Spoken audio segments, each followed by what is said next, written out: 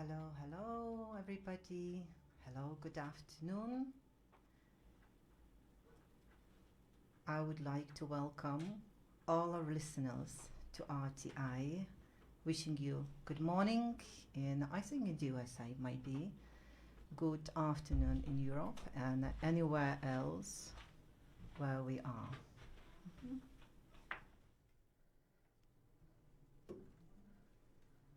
Hello. Okay, now I can hear myself better. All right. Now, today I would like to welcome a very, very special guest here on the show. Actually, I thought how to introduce him, and now I know how. It is the most played DJ in our schedule because he covers afternoons and he covers nights during the week. So let me welcome Keith Lewis. Keith, how are you? I'm very well, thank you. Thank you for having me. Oh, yeah, it's good to hear you. No, it's very interesting for me to know DJs by their songs, by their mixes, by their style, but it's different to actually talk to them because now you are really live on RTI. And if I look here where we are heard, we are really all around the world. I've seen people from Poland, Finland, if I click here, of course, USA as well, UK, Germany, and everywhere around. So you are seen and you are heard here with us. So how are you doing actually? I'm doing very well, thank you, Zuzana. Yourself? A bit nervous, to be honest, It sounded marvellous. but other than that, yeah, it's perfectly fine because I've been thinking actually how to introduce you. I see It's very difficult. It's very difficult. It is difficult. I'll be honest. I've Try not to Googled. hype it up too much. Yes, I've Googled everything I could. I talked to Eric. He gave me the list of things, and I thought, you know what? Let me just give him some space to introduce himself. So, Keith Lewis, who are you? What am I? Yeah. Oh, Hmm. that's a difficult question. I suppose you could say I was the DJ with no voice, Yes. because although you said I sort of have daytime shows and evening shows, I don't actually say anything on them. I just play songs. It seems to work. People seem to like it for some reason, so it's great. We'll keep doing it. Yeah. Do you remember your beginnings in the radio? What was because I have this like you really started with Voice of Peace, right? Well, actually, I actually started on hospital radio back in 1974 in Birmingham, which seems a long, long time ago. Seems like another life now. So I started off on hospital radio in 1974. I was there for about 2 years. Then I sort of had a break and thought, what do I really want to do? Do I really want to do this as a job, or do I prefer to just keep it as a hobby? And I thought, it's a difficult one because I was earning good money and good job at the time. And I thought, you're going to have to make a sacrifice here. You either do what your heart says, or do what your pocket says. And I thought, no, let's do what my heart says. You only get one stab at it. So I thought, we'll go for it. And I thought, we'll go down the radio route. So 40 years later, here I am. Here you are. Actually, that it takes courage to to choose this profession because it's not like a like stable fixed income every month, and it is a lot of creativity, I would say, right? Yeah, you have to be a little bit balmy to do it, really. You've got to not quite be normal to do this sort of thing. I love that.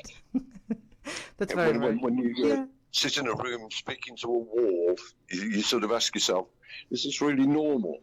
Should I be doing this, speaking to myself? But then you think, well, no, because there's thousands of listeners out there hopefully enjoying what you're doing. So that's what I do. And every show I do, it's for the listener. I try to imagine a listener, just one listener, no more, just one.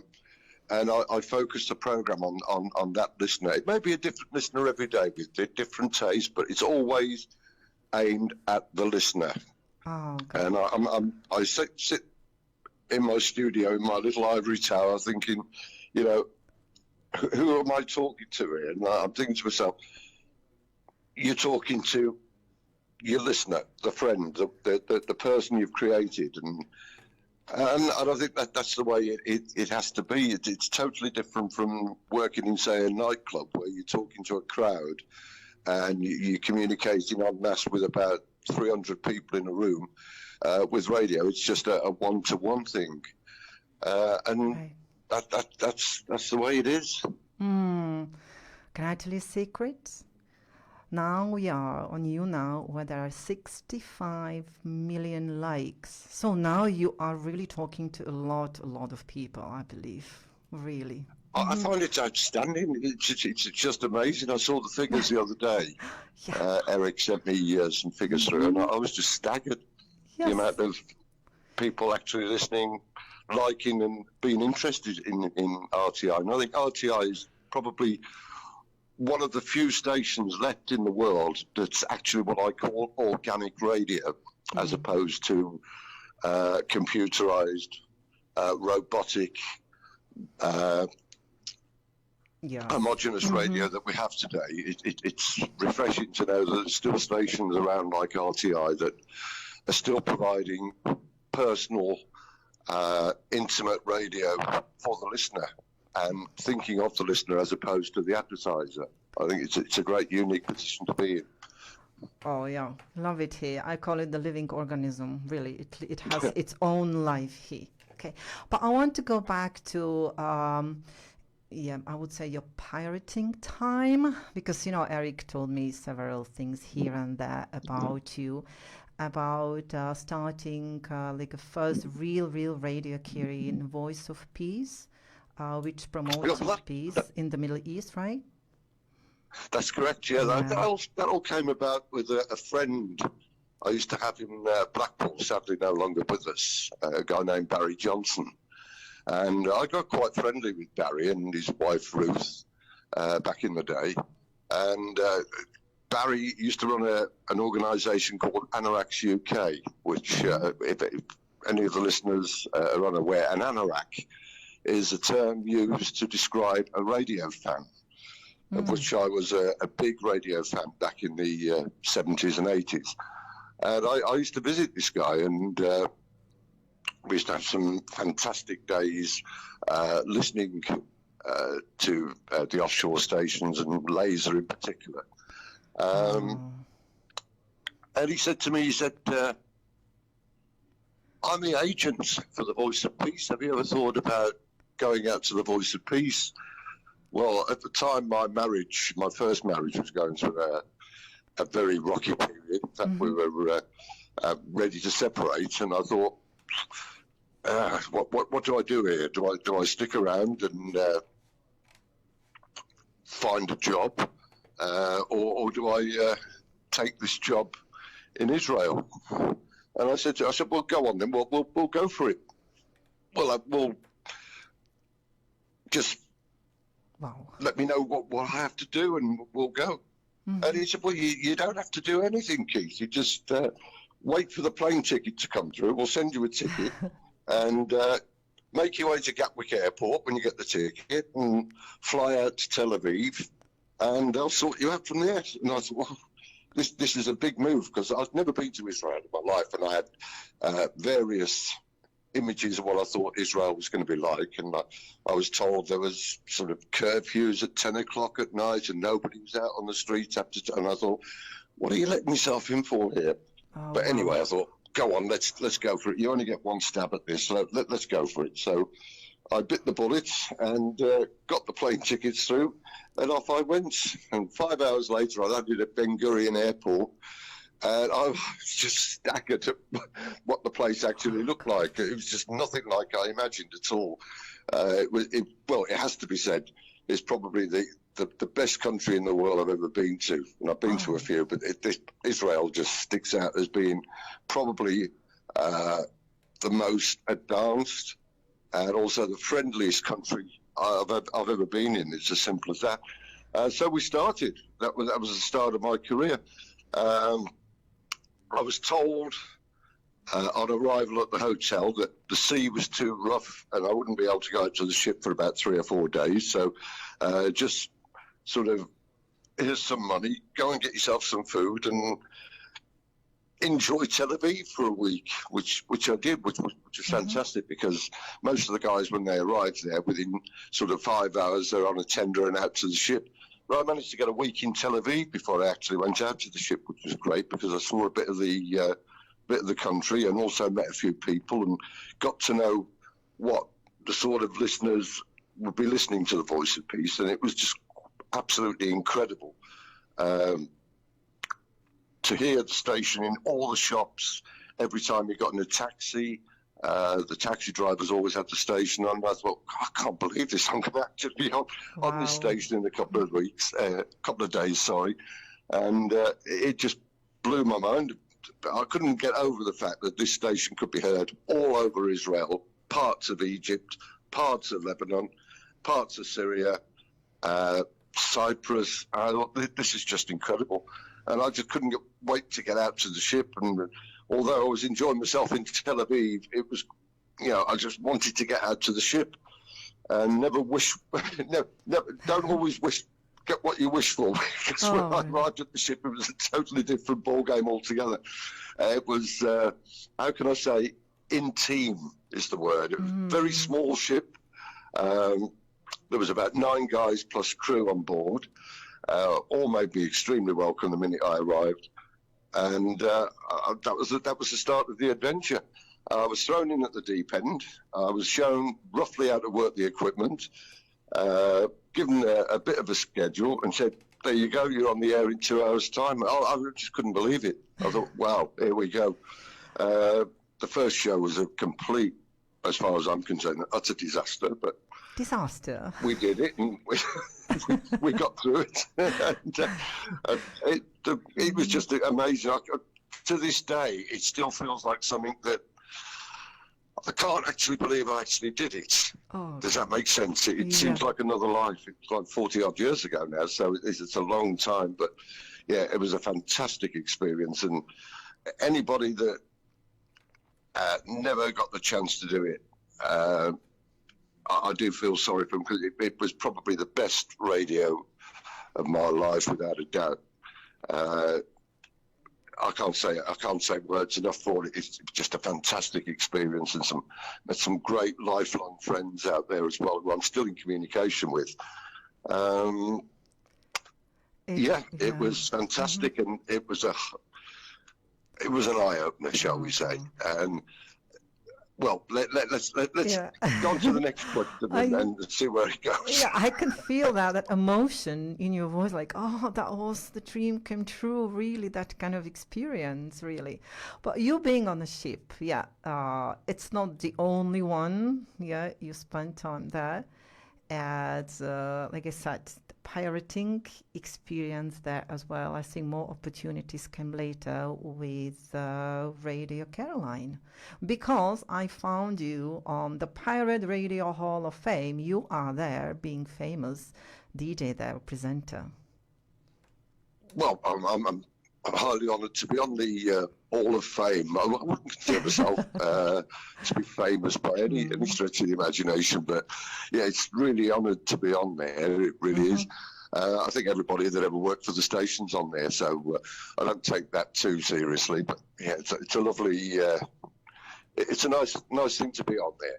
Yeah, I was on Voice of Peace for about 6-7 months. And then, because you have to return back to England then, because obviously you've got visa restrictions and working permit restrictions and things like that. So I came back to the UK with the full intention of going back to Israel after a couple of months. However, I then had a call from a guy who was recruiting DJs for Radio Caroline. He'd heard that I'd just returned from Israel and said, how do you fancy going out to the Ross Revenge, which is the Radio Caroline ship off the English coast? And I thought, well, it has to be done. So that was the next move. So off we went to Caroline, and that was in November 1986. And I remember going out to Caroline from Ramsgate on a tiny, tiny little boat in a force 8 gale, which I thought, oh, what have we done here? This is not going out to the Voice of Peace on a cool, calm Mediterranean. This is the real world here. Fighting force 9 gales on a tiny little boat with a leak at the front. And I thought, are you going to make this? But anyway, we arrived at the Caroline ship. However, when we arrived, which took us about 4.5, 5 hours to get there because of the conditions of the sea, it was decided that it was too rough to get on board. It was too rough to cross, too dangerous. So that was aborted. We had the 4.5, 5 hour miserable, wet, rainy, stormy trip back to Margate, which took another 4 hours. So my first experience of Radio Caroline was a quick look at the ship, which looked absolutely magnificent in the dark when it had the 300-foot aerial, which all lit up at night red and white, and it looked absolutely fabulous. And I thought, you're not going to get on this. You're going to go back to Margate. It's all going to be cancelled. You're going to be back in Birmingham within 24 hours, and it's not going to happen. It's not for you. So we ended up staying the night at Peter Chicago's house. Peter Chicago is, to anybody who is familiar with offshore radio and pirate radio in the UK, is probably the radio engineer extraordinaire, shall we say. He can make a transmitter out of a 13-amp plug and a box of spanners. He really is that incredible, and he's legendary in radio from the early 70s and so on and so forth. And we were told we were going to stay at Peter Chicago's house in Ramsgate overnight, where we could dry out, have a cup of tea, something to eat, and maybe get some sleep. I thought, I'm going to meet Peter Chicago. I'm going to stay at Peter Chicago's house. This is like it's a bit like a country and western star meeting Hank Snow for the first time, or Boxcar Willie. It was that sort of experience. I'm going to meet one of my idols. So before we even got to the ship, I was sort of reliving what it's like to meet some of your idols, and we had a great time overnight, and then decided we'd make another trip out to the station the next day, which didn't happen again because we listened to Radio 4 for the shipping forecast, and the shipping forecast said that there's no way that we could get a tender out to the ship in that sort of weather. So I was back to the Tel Aviv thing again. I was told to sort of roam around Ramsgate for a few days, which was not quite as much fun as wandering around Tel Aviv. However, that was the way it was. It took nearly a week before we managed to get out to the ship again. Wow. And then plans were cancelled, and then it was rescheduled. I thought, this is never going to happen. But eventually we got to the ship. The weather was still pretty rough at this time when we managed to get from the tender over to the Ross Revenge. But we made it, and the minute I set foot on the Ross, it was like setting foot on land. It just didn't move. It was like walking on land. The sea outside was tempestuous and rough, and absolutely amazing. On the ship, nothing. Absolute, still calm. It was amazing. I thought, wow. Yeah, I often wondered how they managed to broadcast in bad weather without it sounding like they're broadcasting in bad weather.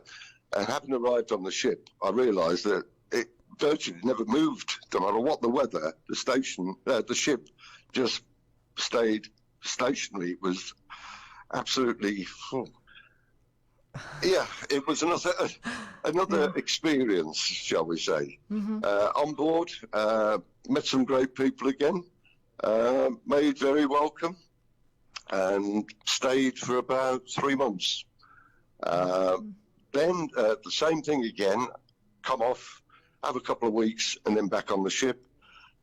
That didn't happen, unfortunately, because at that time my father was taken ill, and I had to make a decision: do I stay and support the rest of the family and be there for Dad? And that's what I decided to do. I never actually managed to get back to Caroline, which maybe was a good thing in a way, because if I'd have gone back to Caroline, I might not have got the opportunities to move on from Caroline, move on to other stations.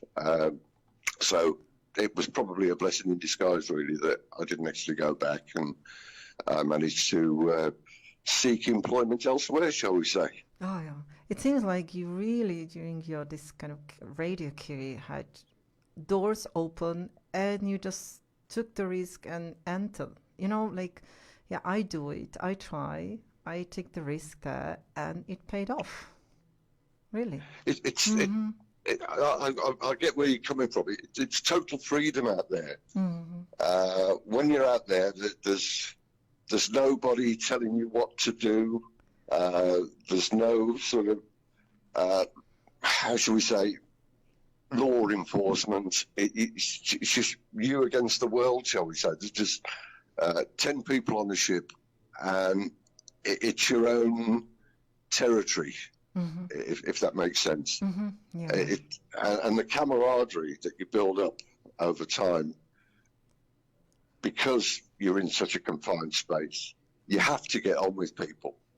You really do have to be able to live amongst other people, because if you had an argument with someone, say, on the ship, there's nowhere to go. You can walk, 50 feet one way and 10 foot the other way. That's it. You can't get away from it. So you have to learn to live together. And it's not always people that you sort of naturally warm to, but you have to make the effort. And it teaches you a hell of a lot about life. It taught me a hell of a lot about life. More so than teaching me about radio, actually, because I think radio it's something that you don't really learn. It's either there or it isn't. Does that make sense? You can either... Nobody can teach you how to be a radio presenter. They can tell you the basics, but then the rest is down to you, how you formulate that you have into gift. what you do. Yeah, I see it as a gift to be able to be in front of the mic and, like you said, speak to the wall and imagine all these people behind your music there somewhere. So yeah, it really, really, really is there. Okay, and Go on.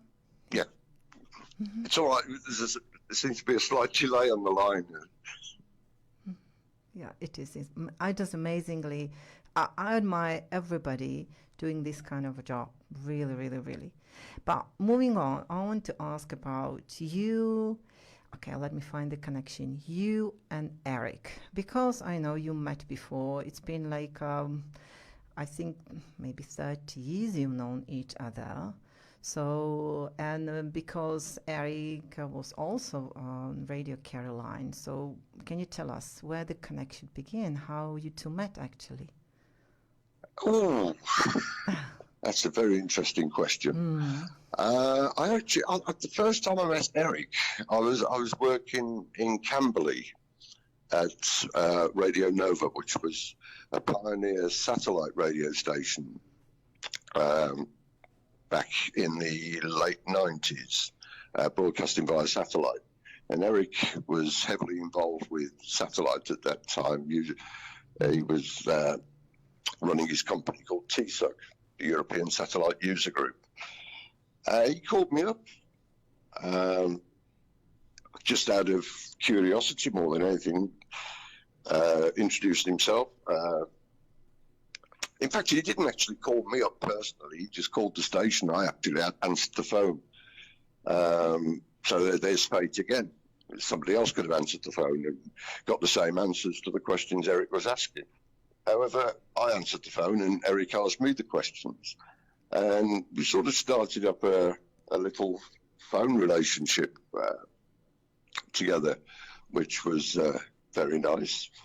And the more he phoned, the more we grew to know one another over the phone. We'd never actually met at this stage. And he invited me down to his house in Orpington at the time, which was an absolute wonderland of satellite back in the day. Eric was the #1 satellite guy.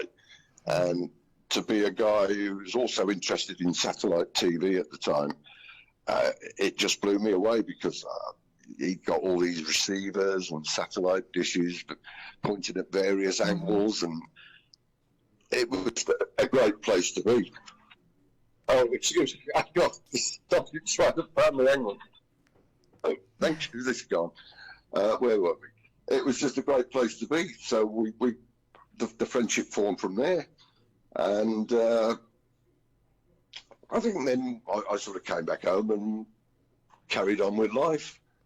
And then Eric phoned me a couple of years later and said, how do you fancy working for Merlin? Yes. Mm-hmm. And I said, who's Merlin? He said, it's an offshoot of the BBC World Service. The BBC World Service had been deregulated, apparently, and the people that operated the transmitters for BBC World Service were now have got these sort of redundant shortwave transmitters dotted all over the place, and it was decided that Eric was going to create a radio station using those transmitters, broadcasting all over the world from studios in London. And we sort of progressed from there, and I ummed and ahed and thought about it, and I thought, yeah, it sounds interesting. So off I went and moved to London and palled up with Eric, and we pioneered this Merlin Network One, which was not technically a radio station as such. It was more a transmitter for hire. Mm-hmm. Does that make sense? Where if you had got programs that you wanted to produce and you didn't have an outlet to air these shows on radio, you could actually book time through Merlin and have the use of our transmitters, and it was made into a radio schedule. So it looked like a radio schedule throughout the day, but actually with programs provided by other broadcasting organisations and other groups. Caroline took time on there. I think when we first started Radio London, which was another pirate station in the 60s off the UK coast, recreated by Ray Anderson, he also bought time on there, and that's the way it worked. There was also other groups, rock groups, and Johnny Reese, who's now on RTI with the Album Zone, also produced his Album Zone programs live from the Merlin Studios in London, as he would if he had his own transmitting facilities. So it was actually, in principle, a really good idea, probably a little bit before its time. And I think we upset a few people at Merlin because it was an organisation run by the men in suits, and we were sort of these maverick radio people in jeans and T-shirts, and got all these crazy loony ideas of what we were going to do, and they sort of sat there in their executive offices thinking, what have we done here? We've opened the floodgates to a bunch of loonies. But that was my sort of real big relationship with Eric back in the day, and we've just become personal friends over the years as well. And I've been to Eric's house numerous times, He's been to my house a few times, and we've just had some great times over the years, and the friendship's endured. We've had our moments. We've had our times where I've sort of said, well, oh, I'm not doing this anymore, go away. And he said the same to me, you're fired. And but we're still here. We're still here in 2025. Yes, and thanks to the friendship, I think that you are here with RTI. Do you remember your beginnings here? With RTI? Yes. My beginnings with RTI. How did that come about? That's a very good question.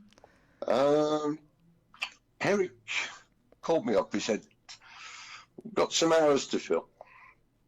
Don't know what to do with them. We've got evening hours from midnight through the night. Don't know what we're going to do with them. I came up with this suggestion. I said, why don't we have non-stop music but focused towards a particular target audience? Something like, a cross between dance music, chill out, lo-fi, acid house, and put it all together and just say nothing, just play the songs, play the odd jingle, and just keep playing the songs. Totally different to what any other radio station's doing. There's plenty of dance stations out there, but what we were doing and what we're still doing is pretty unique because we're blending all the genres of dance as opposed to just a techno station or a hardcore happy house station or a deep house station. We're actually sort of incorporating all those genres into one and trying to create a level which is acceptable by most of the listeners. When I say most of the listeners, I'm talking to people who may say to themselves, yeah, I'm not particularly endeared with this sort of music, but this is quite tolerable. And then you get at the other end of the spectrum, this is fantastic. I've never heard this on another station before, or, that's the audience I'm trying to achieve with the night train programs. And I think to a certain extent it's worked quite well. I'd like a little bit more feedback off the listeners for that. That would be nice, but it's very difficult to do when it's a non-stop music. So I did toy with the idea at one stage of maybe we'll do links in between and we'll talk in between some of them. But I thought, no, that is not going to work. That's not going to work. That's been done to death. It's not going to work. We're in a different age now. The kids of today don't listen to disc jockeys like we listen to disc jockeys. They listen to music, and there's plenty of it out there. So if they're not listening to me, they're listening to someone else. And my job is to try and get them to listen to me. And the way I try to do that is by making it more varied than the specialist stations that cater for dance music. I try to cross the board, sort of trying to please everybody all the time, but maybe some people say, well, you end up pleasing nobody. I don't think that's true. I think if you think about it and make your playlist sort of musically neutral to a certain degree, you get a good crossover audience as well. And that's the formula I try to follow. Yes. Plus, the show's called Night Train. So to me, it's a musical journey. Every hour, I take a musical journey with this imaginary train. And if you listen to the shows, you'll find that it tends to flow in moods. It will start off in one mood and then it will sort of completely dip into something totally different. And then you might hear something totally obscure that you've never heard before. And I love dropping things in like that. I might even play a 70s classic in between a trance track or even a deep house track. It just keeps it interesting. And I do like these little, what I call fire breaks every now and again. And I think that works. That's my theory anyway. What would you say? It does work. I told you the numbers, they don't lie. Really, really. Yeah. And it is, yeah, it's not much for Europe unless you are this night old, but I know that I listen to all the shows. Actually, all the DJs listening here, yeah, I know all of you very, very well. Your songs, your style, your beats, your favorites, breaks, and everything.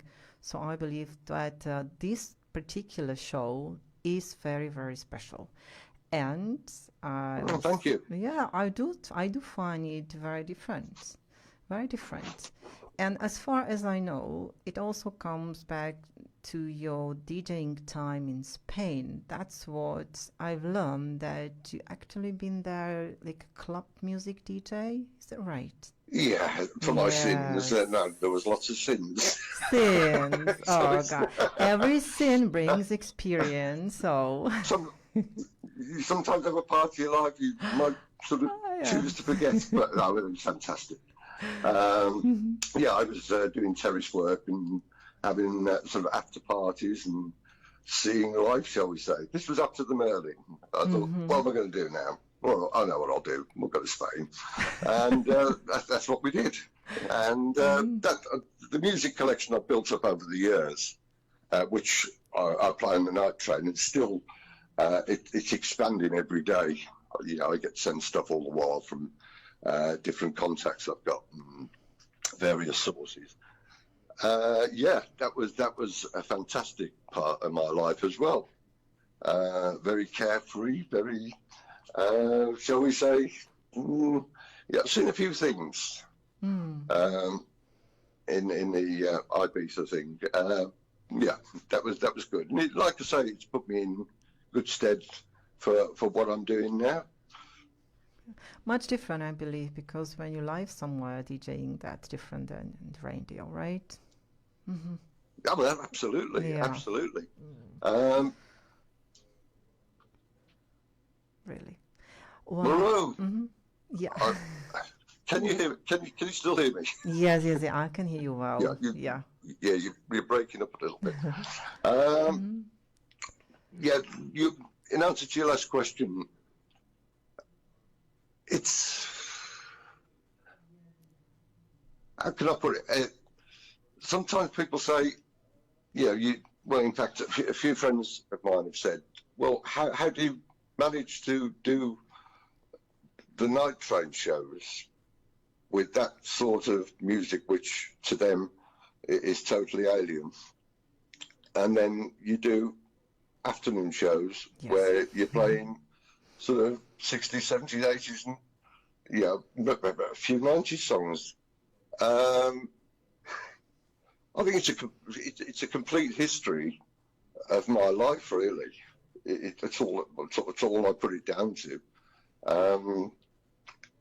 The music that I grew up with is in the afternoons, plus music I think you can actually like, and I try to put a few what we call wow factor tracks in, which you don't hear anymore on mainstream radio. They just play the same 250 songs every day, never varies. It's always the obvious tracks. It's never an obscure track. If they play an ABBA record, it's always something like Dancing Queen or SOS. They're never going to play Arrival or anything like that, or any instrumental tracks that ABBA did. And they were quite good instrumental tracks as well at the time. So in the Afternoon Gold show, I try to dig out the songs that make you sort of stop and think, wow, that's good. I haven't heard that before. Or, wow, I haven't heard that for years. And that's the sort of thinking I try to have when I'm compiling those shows. Sometimes I think maybe I go a bit too far.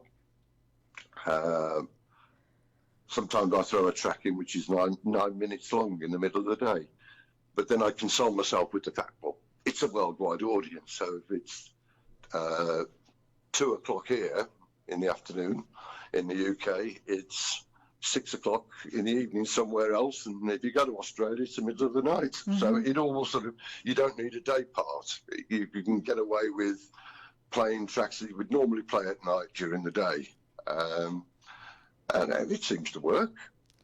It does work. No, You should see nobody's me. ever said, no, don't do that, it doesn't work. Yeah. So keep doing it. It is me and Eric exchanging this look like, wow, another song. Really, we have these moments in the afternoon being still here in the office like, yeah, Keith is rocking today. So we love that. And it's very, very different from the night train. It's like two people, but loving different kinds, of music, really. Yeah, It's I like, just love music, Susanna. I just love music. In fact, I think I love music more than radio. And radio sort of gives me the chance to play music.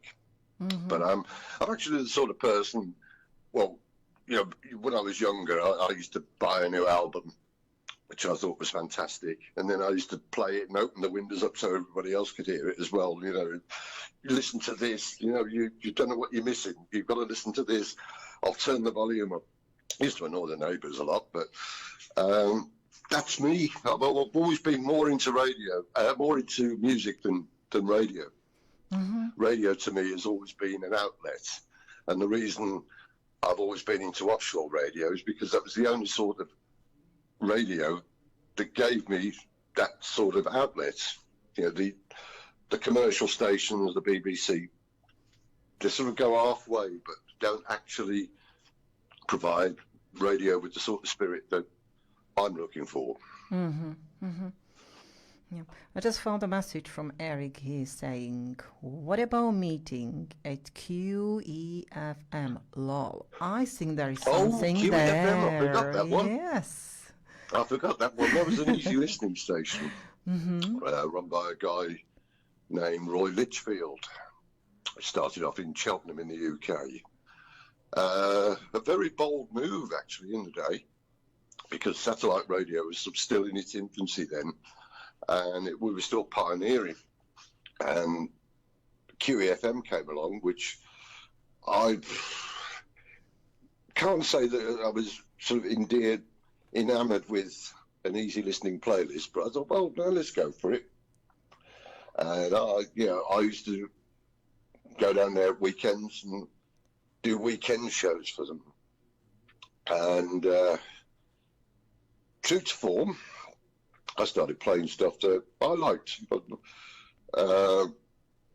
it was very easy listening, and I thought there's easy listening and there's easy listening. There's quality easy listening, things like Steely Dan, tracks like Mark Cohen, and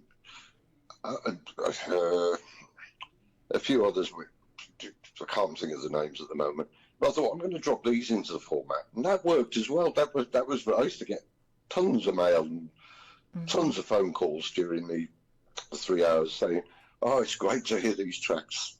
Yeah, we don't normally hear this sort of stuff at all. A lot of West Coast rock, and yeah, it was great. And that's also another confrontation with Eric. Because Eric was also involved with QEFM at the time with the satellite surgery, which was a program that Eric used to produce on QEFM. And yeah, we had some wonderful times then. So yeah, wherever I go, he seems to pop up there. He's there in the background.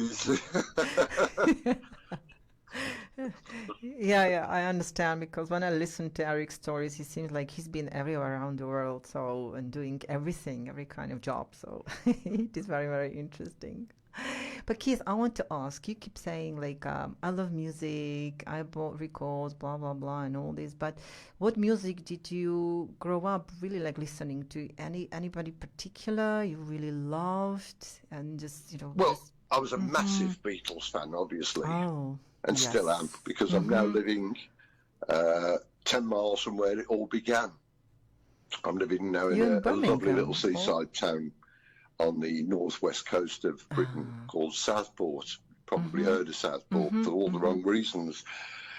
However, it's just 10 miles from Liverpool, and Liverpool is just the most amazing city. And obviously, being an avid Beatles fan, I've managed to sort of do all the Beatles pilgrimage, the tour, visit the houses, and it's just a wonderful place to be.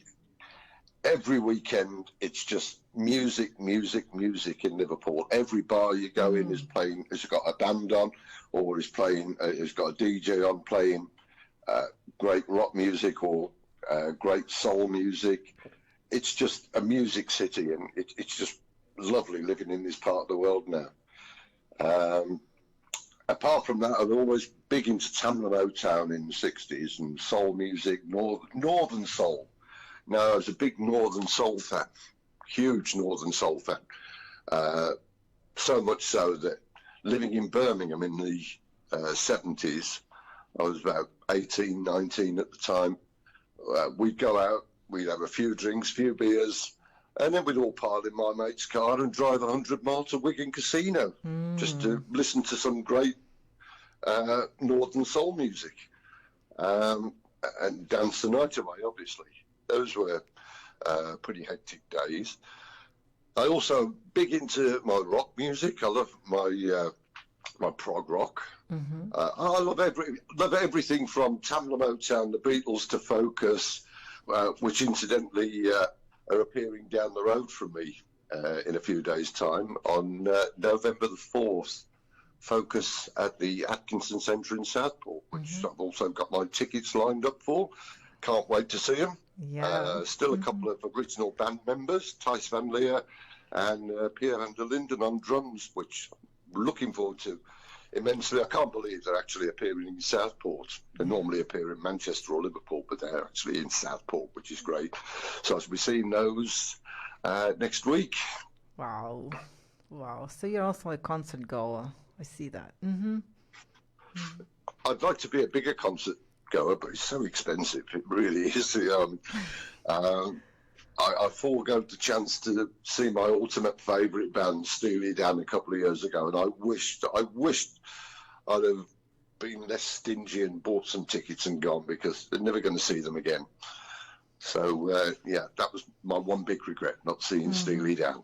But that's sort of, in a nutshell, the sort of music that I like. I like all sorts of music, Zuzana, I really do. There's only two types of music, good and bad. I don't like bad music. I hate bad music. I never play bad music, I hope, because if I play a bad song, it means I've used 4 minutes where I could have played a good song. Okay. Then a curious question. Okay, good and bad. Okay. Rock and then all these, what is your thought of contemporary music? Like what is being played now on radios? Can I just come back on Definitely. an earlier question just for a second? You're probably wondering why I'm not speaking too much about offshore radio. There wasn't. I have to be perfectly honest with you. There's not a great deal of interest to tell anybody that, that's the average listener, because actually life on the ship, although to us it was exciting because of what we were doing, for 3 hours a day, the rest of the time was pretty boring, to be honest. So there's not a great deal to say. There was a couple of incidents which I'd rather not go into, because it involves the loss of someone's life on board the ship, which it would not make pretty good entertaining conversation. So I'd rather not go into that one. But overall, life on the Voice of Peace, although we were on deck sunbathing all day long, was very boring. And as for Caroline, it was equally as boring. When you're off the air, you're just on a ship going nowhere, and you either sleep, read a book, or drink loads of coffee, or if it's available, loads of beer. But the rest of the time, I have to say, it would be of no interest to anybody, no interest at all. Yeah, but it sounds amazing, actually, to have such experience, an opportunity to be there. Oh, it was a great experience, and no two ways about it. It was an absolutely phenomenal experience. But like I say, unless you were there it's a difficult. Some people can describe it better than others, and I'm not particularly good at recalling things. My memory's not as good as it should be, or as good as it was. So I try to think of things that I've done, but I think, well, that's not going to be of any interest to anyone. So I'd sooner talk about something that's more current, you know. RTI. I prefer to talk about RTI because it's the current venture, you know, and it's a great radio station. I love it. Yeah, And it goes against a lot of things that I was always against when I was doing music radio, because music radio to me was formulaic. You have a format, every DJ sort of either sounds similar with the same music, and the whole station has a sound, a signature sound. RTI doesn't have that. It's varied throughout the day. It's something different every hour, which I've grown to like. I used to think you can't be all things to all men, but if you listen to RTI over a period of 3 or 4 hours, you realise that you can. It works. It does. It does. I find it amazing myself, because before coming here, I had never heard, not just myself, but anybody talking about such radio where they play everything, like everything, even you know, Beethoven and, you know, like classical music or anything, whatever you can think of. It works, so everybody can find their own, you know, feeling in whatever they want to listen to. So it does really, really work. It does. It does. It does. And I'm a person of moods. If you listen to some of my shows, I'm probably a higher mood in one show than I take it down in maybe another show, and you think, well, there doesn't seem to be any consistency here. It sounds different all the time. That's intentional. That's what I intend to do. Try and play as much variation as I possibly can without losing the actual rhythm of the show, of the mix. People say, well, that's easy to do. Well, yeah, anybody can play back-to-back records, but to me, it has to be in a certain way and a certain sound. It might sound a bit conceited, but all the shows that I do, I can tell within seconds whether it's me or not. Yes. Yeah. It has this flow. You know, you could play the same record, but I can tell whether I'm playing it or whether somebody else is playing it, even though I've said nothing. It's just something that's in your head all the while. I know what sort of sound I'm looking for. I don't always get it, but that makes it human.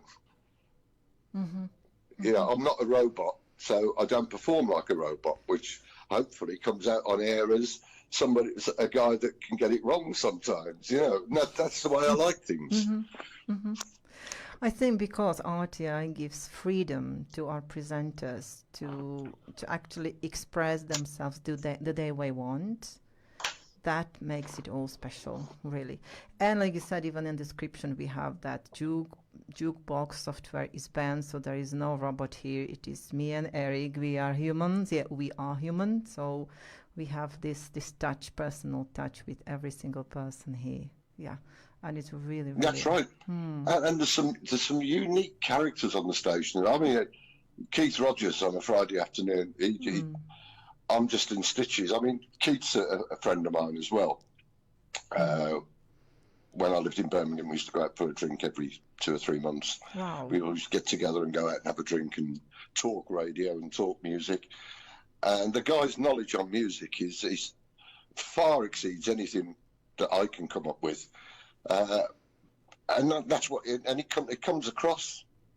You can tell the guy is passionate. And all the comedy bits, to me, it's a brilliant piece of radio. It really is.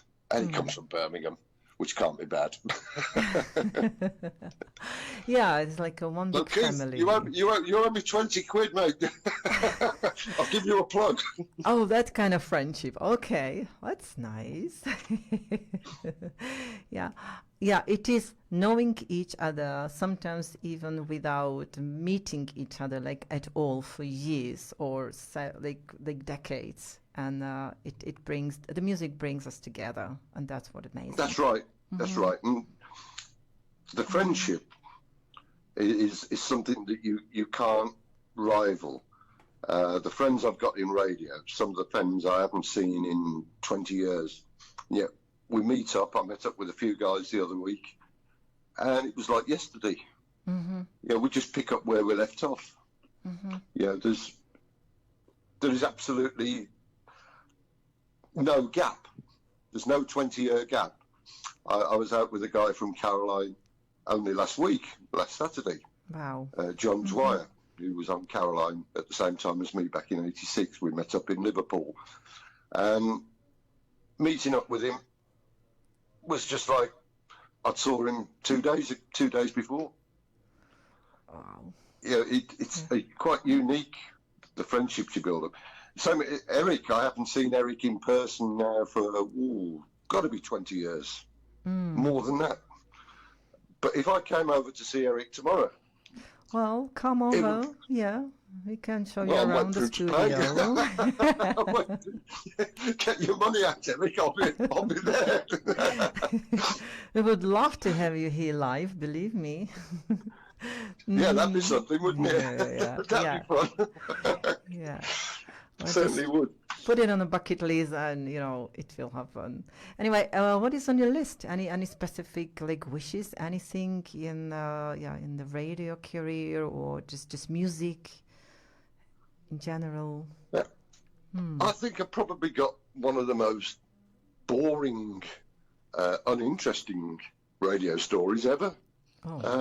Which is why I sort of shy away from talking about it too much, because to me, I mean, some of the guys went out to Caroline and survived sinkings, boardings, bombings. I never had any of that. I could have been on anything really, and it just sailed through quite normally. It seemed quite ironic, really, that a couple of weeks after I left, the aerial on Caroline came crashing down. Now, if I'd have stayed another 2 weeks, I'd have been there for that. But I wasn't, so there's no stories. It was great. I did it, but there's no actual stories, if I'm absolutely perfectly honest. It really was, apart from the hours on air, quite boring. The stories I'll probably get slated for saying that, but that's I can only say what I feel, or what I experienced. Radio I've done since then has been far more interesting than offshore radio. Oh, we're really, really looking forward to more of you here, and just amazingly listening to everything that you are able to produce, and the way you express yourself. That's what I'm saying. It's really, really special, and that's well, I'm glad you appreciate my non-stop music, because that's all it is. But I like to think that it's thought about. I don't really plan that much, I've got to be honest. It's sort of more instinct. When I play a record, I'm thinking, what's going to sound good next to that? I don't sort of play the next record on the list. I play around with it, so move it around so that it either flows or relates in some way. And that's what I try to do with that. And that seems to work. Yeah. Everybody that's heard the show that I know have said, it sounds great. It does. Keep doing it that way. So I do. I don't change anything. They all sound, the basic structures all sound the same. Yeah, it does work perfectly well. Yeah. Okay, kids, we have a couple of minutes left. I just want to ask one last question, if I may. What was, you said you don't have really many stories, but I think you do. Do you remember, like, the most challenging moment of your radio career? Like, really the one would you just point out, like, wow, this is... like, my most challenging moment? Yeah. Probably Radio Nova. because I was thrown into the deep end when I arrived at Nova. I never told you that story, did I? I should have told you that story. The way I got onto Nova, they were testing at the time on the back of one of the satellite TV channels at the time. I forget which one, Lifestyle. And it just intrigued me. And they gave out a telephone number. So I phoned him up, and Chris Carey, who's the owner, he answered the phone. Now, I'd met Chris back in the early 70s when he was living in Birmingham, and he actually remembered meeting me when I turned up at Nova in 1991. Mm-hmm. I told him where we'd met, and he said, "Oh yeah, I remember," which I was quite sort of flattered about. And he called me down. He said, "Come down, have a look around." So I went down, took a day off work, went down, and said to him, I said, I could do this. He said, mm-hmm. "Okay, you think you can do it? You're on the air now." And he put me on the air while they were testing. Wow. And he said, you do your audition for me live on the air, which is what I did. And he said, "You've got half an hour to prove yourself." Wow. 2 hours later, he turns up in the studio. He said, "Yeah, it's going quite well, this. Carry on." I was on the air for nearly 5 hours. What? Wow. Yeah, 5 hours live doing an audition. Now, that's an audition with fire. And you know that the boss is listening downstairs. Uh-huh. And you know that the guy is critical. He really is. This guy is really hypercritical.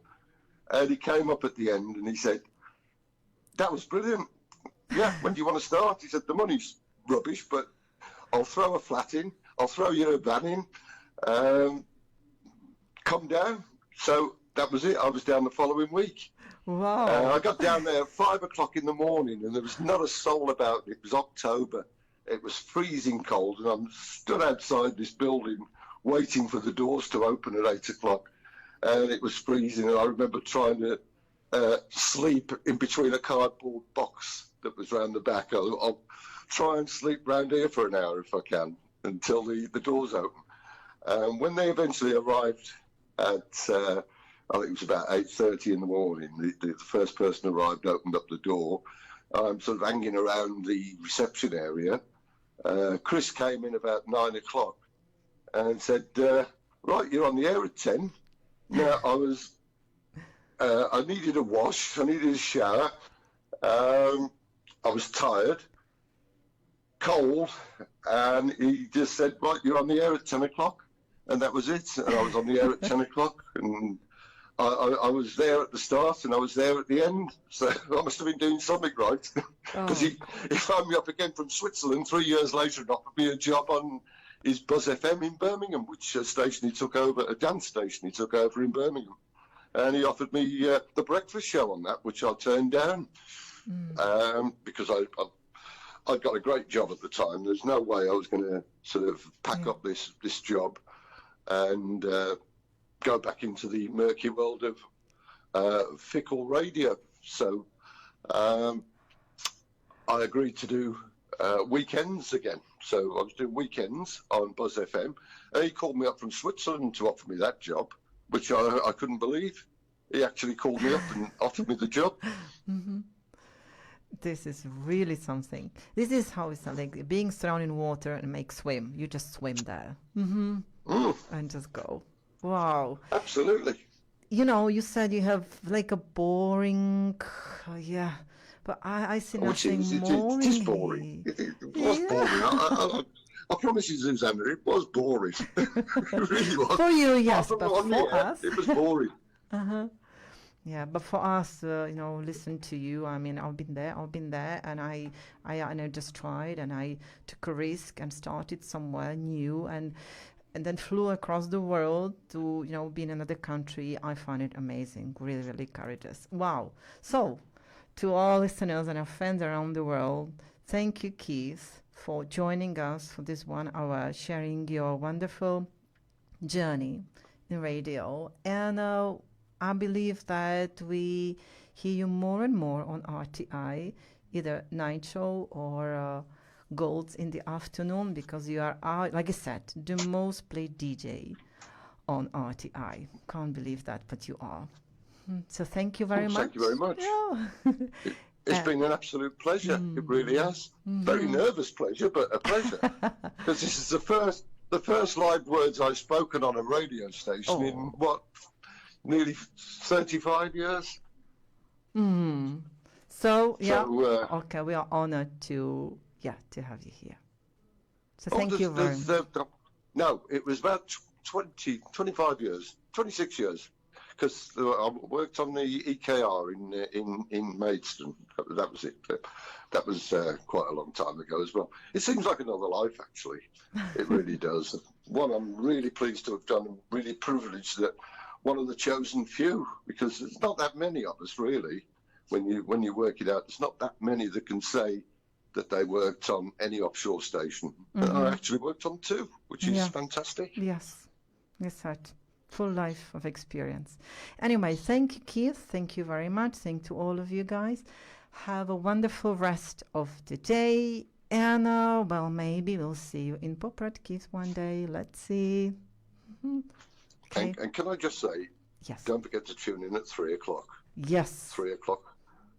Exactly. Every day from Monday till Friday. Okay. For RTI Gold. Thank you. Bye, everyone. RTI